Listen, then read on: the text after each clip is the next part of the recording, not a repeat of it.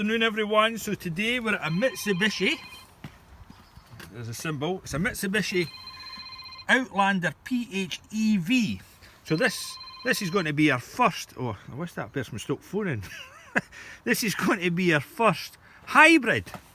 So the person's complaint is the heater is blowing cold, right? So we've established that. So we've done a quick scan. I'll let you see the scan tool. So we have airbags got one, but the air conditioning, electric water pump malfunction. Ooh, I don't like that. But you thought if there was a water pump problem, it would be in the engine one, the engine computer, low pressure, light sensor, OBC, it's a AC power supply, input fuse 1, battery voltage too low, nothing. So what I think we'll do is we'll go into the normal engine and we'll look at what the coolant temp sense gets up to, because we'll let it cool down to see if it needed topped up, but it looks okay. So we believe this is the main tank for the radiator for cooling the engine, and we think this one here is for cooling the hybrid electric motor. Is that the inverter, batteries, everything like that, however that works. So it's two separate coolant systems, and you've also got a little radiator top up thing here. But we'll go into this code and just, I mean that's the only thing we can see with water pump in it, but it's under AC. So read fault code, electric water pump malfunction, so that's a stored code, so it's no saying it's current, which is good. Read data stream, manual select. I'll have a little look, see if there's anything I can. So you can see that's a stored code, so maybe this is leading us up the garden path. But if we go into actuation test and we go into electric water pump, we then give it, say, 80% duty cycle. Oh, it did work the first time, believe me. Let's try it again. Go 50. We can hear it. We think it's about this area somewhere. But the very fact that we're getting a noise, I think it's doing the business already, yeah? Aye. Just clear that code. So, clear that code, we'll exit out of that. But you see, there's other ones. I don't like looks this. Electronic water heater. So is that heating the coolant for the interior cabin? No sure.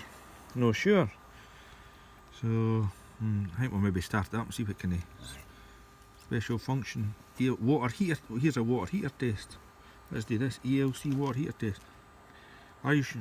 Well, we didn't can, do we? That's a yes. State, so perform. Oh, we didn't like that. I think we'll start it up and see what our coolant gets to. That'd be the easiest thing to do. The engine module, the GTI module, you can see that engine coolant temperature sensor is currently at 67 degrees, but I think we're barking up the wrong tree here. I think when you think about it, this has got an electric motor, so when it's running under electric power, it must run the heater from an electric source. So I think that's looking Roddy and myself, we're too old school, is that right? Old guys. So we need to get up to speed, so even at 70 degrees we should be feeling something. And there's oh no, here's a bit. Come on now, that's your night. There is a bit heat. Well, maybe it's just been needing cooling.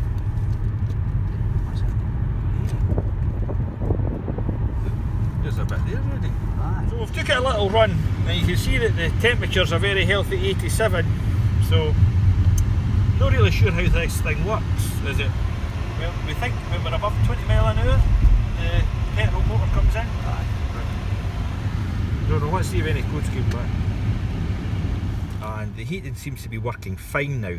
So I'm convinced it's something to do with that electric water water pump signal, because you see there, I'm in the, let's see, we're in the AC, we're in the air conditioning module, and there's a few pins here. It says engine coolant temp 78, but also electric water pump signal. So that's 100%. But when we go to here and we put it off, you can see the electric water pump signal goes to 0. Did the engine cut off when I just done that the other now? And also the engine cut out, so we'll put it back on again. And then you see that figure jumps up to 70. So I'm convinced the lack of heat this morning, and it was really cold, it was -12 here, is to do with this electric water pump. So maybe us clearing the code and doing the actuation test has made it jump back into life. But the other, let's see, there's the engine start back up again. So the other thing we seen was, you can tell actually how much work this pump has done. Let me see. Interior temperature sensor, so it says we're 25 degrees in here. We'd agree with that, eh? Definitely. Battery high voltage, there we go, this does 300 volts, that'll kill you, definitely. Give you a good hairstyle, one of the two. Engine work, oh there you go, engine work time, it gives you how much work the engine has done in seconds. Engine speed, electric water pump drive, there you go, electric water pump drive time.